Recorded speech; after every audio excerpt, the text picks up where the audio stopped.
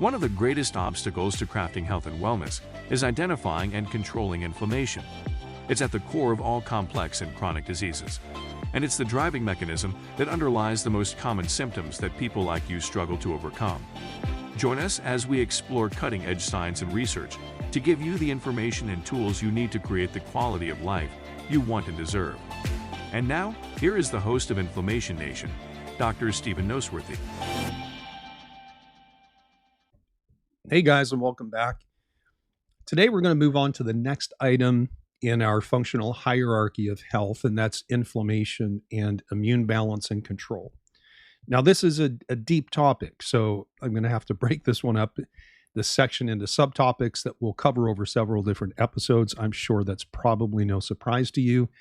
I'm also going to do my best to give you the basics and perhaps just a taste of the deeper stuff, just simply because, and to be quite honest, this topic is difficult enough to teach in terms of clinical applications. It's difficult to teach to other doctors. And the only reason that I feel even remotely qualified to speak on this subject is because I've taken the time to learn much more about the immune system than what I was taught in school. Plus, I have several very smart colleagues and mentors who are immunologists by profession and PhDs. So in general, while I am not an immunologist, nor am I a PhD, I do believe I have an above average working knowledge of the immune system, plus a very long history of working with people who have inflammatory conditions, chronic infections, and most of those people have some form of autoimmune reactivity. And let me tell you this, when I, when I teach weekend seminars and the topic of the immune system comes up, I often ask the doctors in the class how many of them feel like they got a really good understanding of the immune system with their basic training, whether they were medical doctors or a chiropractor like me or an acupuncturist or a naturopath. And nobody, and I mean nobody, puts their hand up and says, yes, when I graduated, I really truly understood the immune system. And what that means for you is that your average doctor, MD or otherwise, has only the most basic understanding of how the immune system works, how it's organized, how to affect it, how to assess it. And hopefully by the time that I'm done with this part of the series, you'll know maybe at least as much, perhaps a little bit more than your average practicing clinician. So let's start with the most basic question, and that is, what is inflammation? Where does it come from? Why does it matter? Well, if you look up the common definition of inflammation, you're going to see something like this. The wording obviously is going to vary depending on which website you go to, but you'll hear something like it's a defensive response that's governed primarily by the immune system. And that response sends blood cells, typically white blood cells, to an injured or infected area that results in some degree of redness, swelling, or maybe symptoms such as fever. It's a pretty common definition. It's a very top-level view, and it assumes that there are observable signs in a body part, like when you sprain your ankle and it gets red and swollen and hot. It's pretty easy to see, even for other people. But I would guess that most of you are not dealing with inflammation that comes from some kind of injury like a sprained ankle, but inflammation that comes from abnormal metabolic states or other internal issues that have no consistent external sign. So a more practical definition of inflammation for people with chronic health issues would be more like a chemical shift of the immune system, where there is the production of inflammatory chemicals, and that is increased above some baseline level. And it can either be localized or it can be systemic. So for example, someone can have an inflamed thyroid, but the rest of their body is not inflamed. Someone can have an inflamed brain, which quite often manifests as common things like brain fog, even depression, yet they're not systemically inflamed. But some people are systemically inflamed. And that, again, doesn't show up as swelling or redness in a body part, but it shows up as things that are widespread, or things like widespread and unexplained joint or muscle pain, very common complaints, very generalized or nebulous complaints like fatigue, even unhealthy skin, and there's several more. But these things are not as obvious as a sprained ankle. To be even more clear, and I've spoken about this in other episodes, is that inflammation is generated at a cellular level, either locally in specific tissues or organs or systemically. And it involves, perhaps requires, a set of triggers. These things can cause certain types of immune cells to make these inflammatory chemicals that we generally refer to as cytokines. And we'll get back to that in a later episode. But let me be clear on one thing. We always talk about inflammation being bad, but as a clinician, and maybe in your own mind, the goal should never be to completely eradicate inflammation.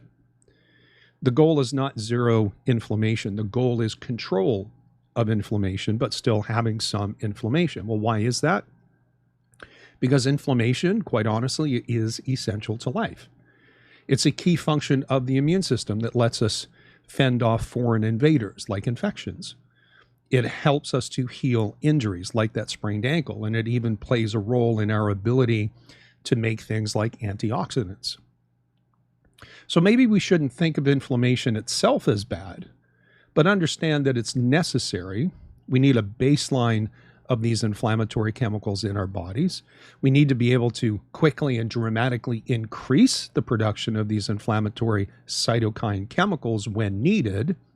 But perhaps more importantly, we need to be able to control that so that it doesn't get out of balance and that we can return to some kind of a baseline or what we might otherwise call a resting inflammatory state.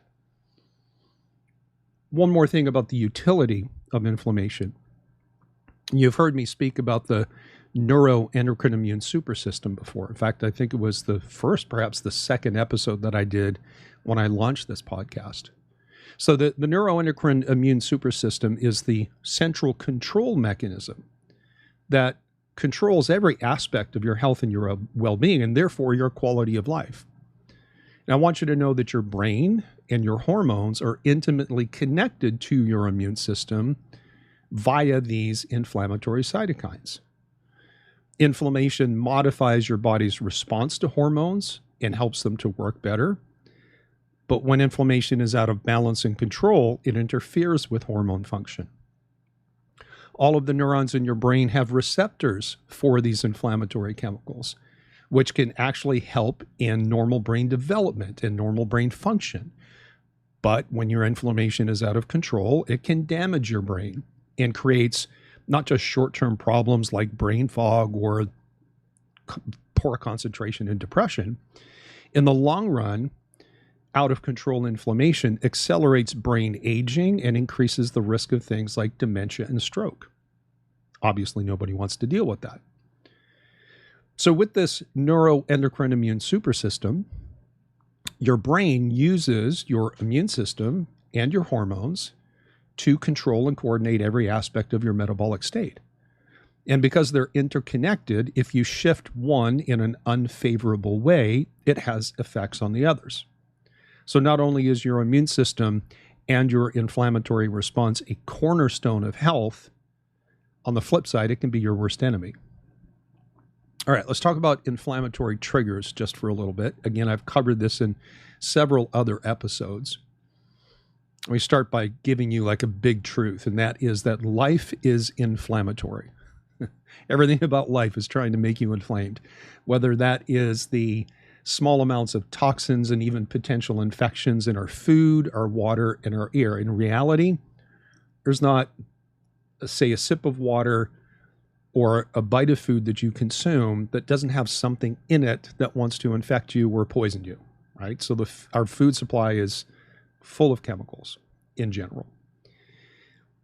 It doesn't matter whether it's the emotions and the psychological stresses of life, family, society, the economy, our future. Like I said, pretty much everything about life has the potential to trigger increased inflammation and maybe even worse so, dysregulate your immune response. Again, it's one thing to be temporarily inflamed for a purpose. It's another to be chronically inflamed and dysregulated because something's not working well. We've talked about this before, but chronic stress chemistry cannot be separated from inflammation. In fact, one of the ways that chronic stress impairs your physiology is by affecting how your immune system behaves. So we know that chronic stress and inflammation that comes from that breaks down our barrier systems, right? It prompts the development of things like leaky gut and leaky brain. It depletes your antioxidants so that you lose the ability to protect your cells and your DNA from damage. And it changes what we call feedback loop control so that your brain begins to lose its ability to control and coordinate the functions of the body.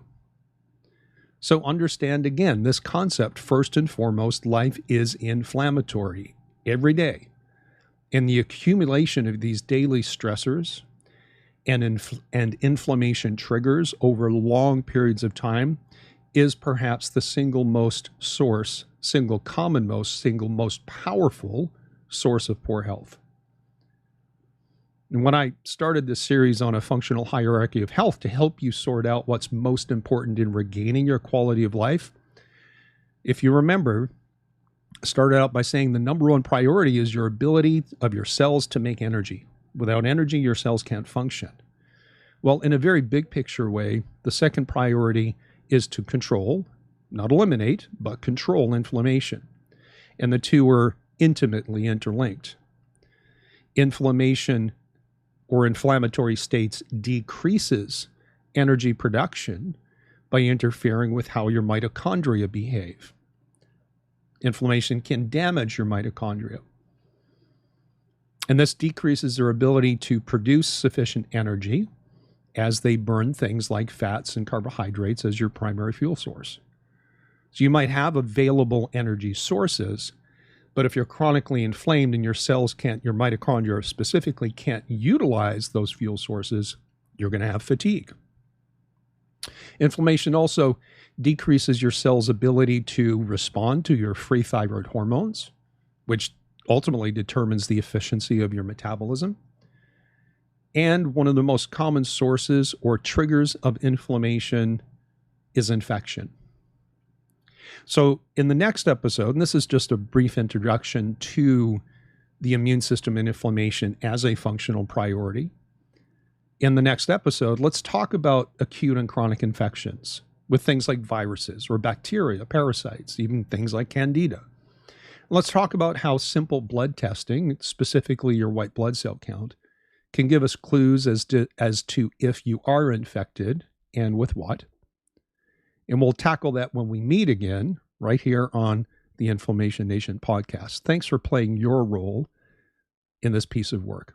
And speaking of that, if you haven't subscribed yet, please do so.